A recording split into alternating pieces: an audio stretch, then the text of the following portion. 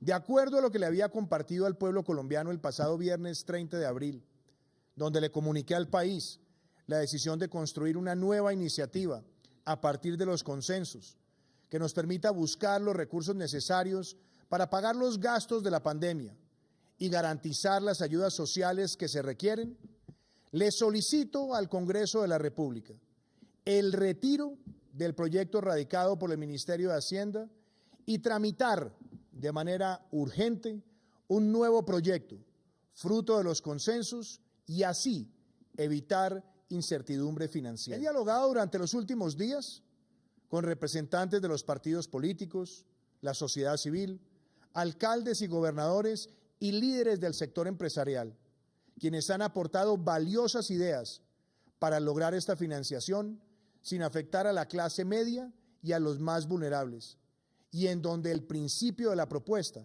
es que los de mayor ingreso contribuyen solidariamente con los más vulnerables.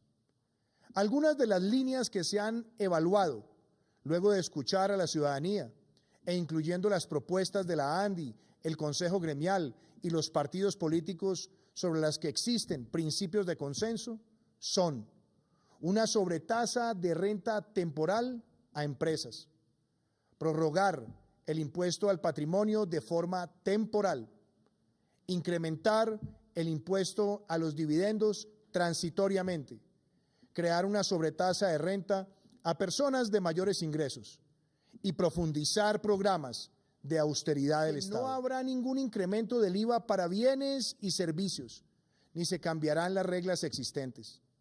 También queda claro que nadie que no pague impuesto de renta pagará ese tributo. El propósito de construir un consenso solidario nos debe permitir proteger a los más vulnerables, proteger las finanzas de la nación, proteger la reactivación de nuestro país. Como lo expresé el pasado viernes, es compromiso y propósito del Gobierno Nacional construir de manera urgente un consenso solidario en el Congreso de la República. Nuestro deber es trabajar por la equidad, trabajar por la reactivación y en beneficio de toda nuestra nación. Muchísimas gracias. El Gobierno de Colombia lo llama Ley de Solidaridad Sostenible, pero en realidad es toda una reforma tributaria. Este jueves 5 de abril fue radicado el proyecto de ley de origen oficialista que busca recaudar alrededor de 25 billones de pesos, que serán destinados a mejorar las finanzas públicas y a financiar los programas de asistencia social. Alrededor del 74% del recaudo provendrá de personas naturales y el resto de las empresas, reconoció el ministro de Hacienda, Alberto Carrasquilla, quien ha sido blanco de críticas de quienes consideran que la reforma afectará, sobre todo, a la clase media. El presidente del país, Iván Duque, ha anunciado este domingo que retira la reforma tributaria, con la que pretendía equilibrar las cuentas del Estado por el agujero económico que ha dejado la pandemia, después de 4 días de fuertes protestas callejeras. Duque, que ha pedido consensuar con todos los actores políticos una reforma necesaria, entierra así el que iba a ser su proyecto estrella del final de su mandato y su proyecto más ambicioso. La noche anterior, en una alocución a todo el país desde la sede del gobierno, rodeado de su equipo de confianza, había ordenado al ejército patrullar las calles para contener los actos de vandalismo que habían derivado de unas protestas que son mayormente pacíficas. La medida de militarizar las ciudades, en un lugar donde planea la sombra del abuso de las fuerzas de seguridad, recibió un aluvión de críticas. Muchos temían que el asunto acabara en un derramamiento de sangre. La tensión en las calles se había disparado desde el viernes, cuando se empezó a conocer la muerte de los primeros manifestantes. Las organizaciones de derechos humanos han confirmado hasta ahora 6 víctimas mortales por las protestas. En varias ciudades las fuerzas de seguridad utilizaron gases lacrimógenos y cañones de agua para dispersar multitudes. El presidente, que tiene un programa diario de televisión, una especie de Aló Presidente, el programa de Hugo Chávez, aunque más contenido y formal, matizó en esos momentos que aplicaría cambios en el proyecto y se mostró dispuesto a escuchar a los sectores más críticos. Salir a protestar no parecía lo más sensato. Las centrales obreras y los movimientos sociales mantuvieron el paro general contra la reforma programado para el miércoles pasado. primer día de movilizaciones, que hizo que miles de personas se echaran a la calle. Las movilizaciones menguaron durante los 2 días siguientes y daba la sensación de que iban a apagarse poco a poco y que Colombia volvería a su rutina. No ocurrió.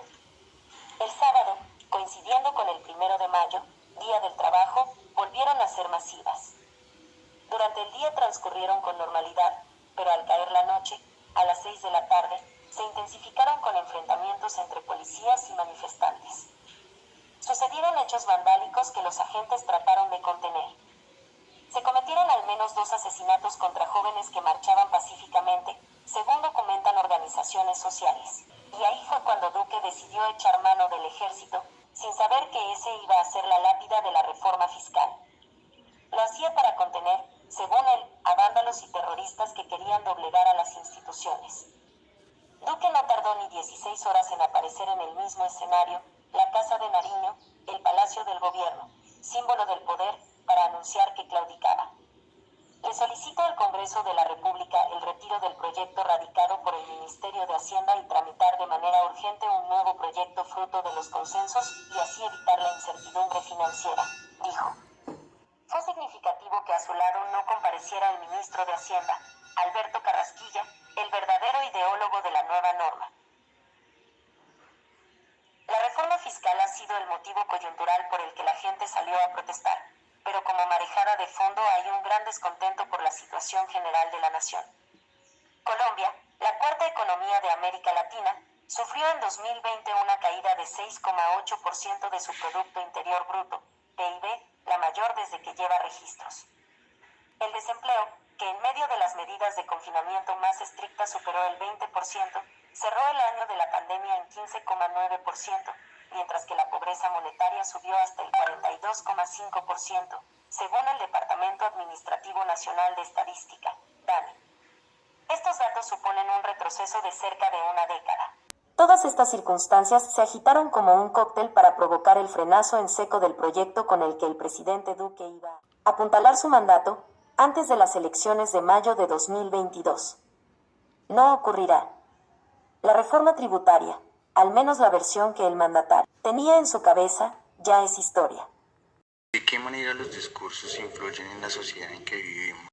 Teniendo en cuenta que el discurso no siempre es ideológicamente transparente y el análisis del discurso no siempre nos permite inferir cuáles son las creencias ideológicas de las personas, este puede influir de manera positiva o negativa a la sociedad según nuestra propia ideología. Algunas ideologías pueden funcionar para legitimar la dominación, pero también para articular la resistencia en las relaciones de poder, como es el caso de las ideologías feministas o las pacifistas. Otras ideologías funcionan como la base de pautas de conducta profesional, por ejemplo, para periodistas o científicos. Sin embargo, hemos visto que hay muchas formas de influencia mental basada en el discurso, tales como la información, la enseñanza y la persuasión, que forman y cambian los conocimientos y las opiniones de la gente. Eso significa que es necesario distinguir la manipulación de estas otras formas de manejo o control mental. ¿Son estos capaces de modificar y crear sistemas de conducta en las sociedades? Sí, como se dijo anteriormente, el análisis del discurso es un método que puede complementar el procesamiento de información y el análisis de contenido tradicional para lograr representar ciertos estadios del conocimiento y la experiencia de los productores de los textos en forma de modelos funcionales de corte semántico. ¿Es posible construir contradiscursos? Sí es posible, ya que el contradiscurso es aquel que se opone al discurso hegemónico y que busca dar las razones de desnaturalizar aquello que las élites han legitimado. Para ello, el contradiscurso es un discurso de oposición y resistencia,